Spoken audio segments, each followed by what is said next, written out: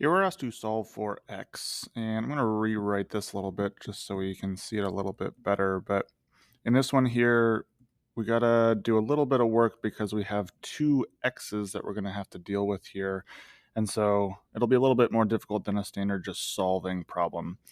There's no denominators to deal with, which is nice, but I'm going to go ahead and distribute to get rid of any parentheses here. So we got 2x plus qx equals 5x minus, what is it, 18, and then plus 6q, because don't forget I'm distributing the negative 6 to both of those.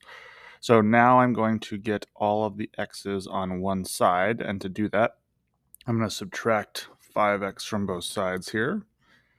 So I got 2x plus qx minus 5x equals, I'm just going to switch these around to make it prettier, 6q minus 18.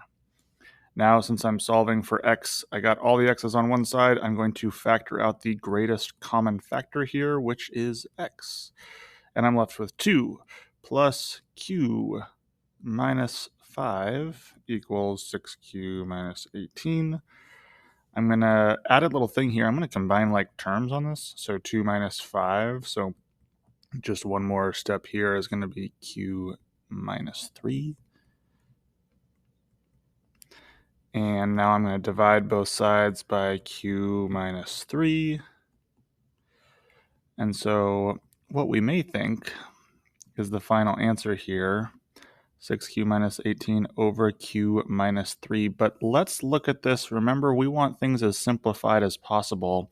And one thing that we can maybe notice here, and as we get more practice with just doing math problems, like just the practice, it gets your brain into the wiring of like looking at this and realizing like, hey, oh, this can be factored.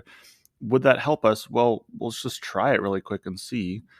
I pull out a 6 here because that's the greatest common factor. And now we see we can actually cancel these out.